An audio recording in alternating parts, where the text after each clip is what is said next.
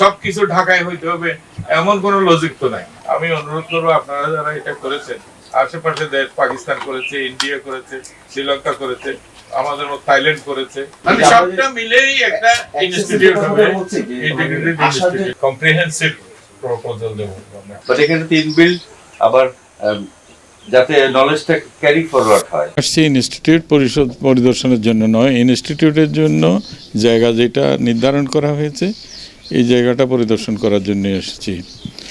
এই ইনস্টিটিউটটা খুবই জরুরি। এটা আমাদের নানান মাত্রায় আমাদের সক্ষমতা বৃদ্ধি করবে। এই প্রশিক্ষণ ইনস্টিটিউট যদি হয় তাহলে আমরা এই সমস্ত জাতীয় দুর্যোগগুলো আমরা মোকাবেলা করি, সেগুলি আরও ভালোভাবে আমরা করতে পারবো। এখানে তো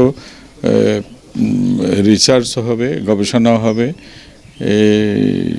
প্রশিক্ষণ হবে, আর নানা রকমের প্রযুক্তিও উদ্ভাবন এখান থেকে হবে, যাতে আমরা দুর্যোগগুলোকে আমরা মোকাবেলা করতে পারি ভবিষ্যতের।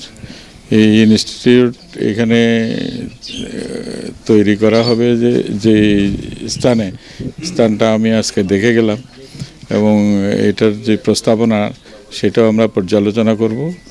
তারপরে ভবিষ্যতের বিষয়ে আমরা চিন্তা করব, যাতে ইনস্টিটিউটটা কার্যকরভাবে আমাদের যে লক্ষ্য এবং এসওডি রয়েছে তার নিরিখে যেন আমরা দুর্যোগ মোকাবিলা করতে পারি সক্ষমভাবে। এটা অব্যাহত একটা প্রচেষ্টা। আমরা তো নানা রকমের দুর্যোগের ধরনগুলা নিয়ে আমরা এখন দেখছি, চিন্তা ভাবনা করছি। তারই নিরিখে এই প্রশিক্ষণ ইনস্টিটিউটের ধারণা এসছে। তো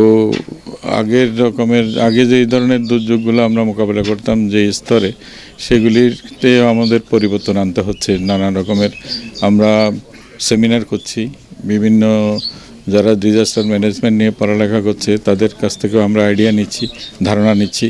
বিদেশিরাও নানা রকমের প্রস্তাবনা নিয়ে আসছে। আমরা সব কিছুই সমন্বিত করে আমাদের আগামী দিনের যে দুর্যোগ মোকাবেলার কার্যক্রম গ্রহণ করতে যাচ্ছি। সবাই যখন জোয়ারে গা ভাসায়, কেউ কেউ ঘুরে দাঁড়ায়। সময় হারতে শেখালেও কেউ কেউ চ্যালেঞ্জ ছুড়ে দেয়। পক্ষপাতের ভিড়ে আজ থেকে কোনো পক্ষ নয়, খবর হবে নিরপেক্ষ। বানোয়ার তথ্যবাদ, খবর হবে নিখাদ। ভেঙে গুজবের শিখ, খবর হবে নির্ভীক। এলো খবরের কাগজ, নিখাদ, নির্ভীক, নিরপেক্ষ।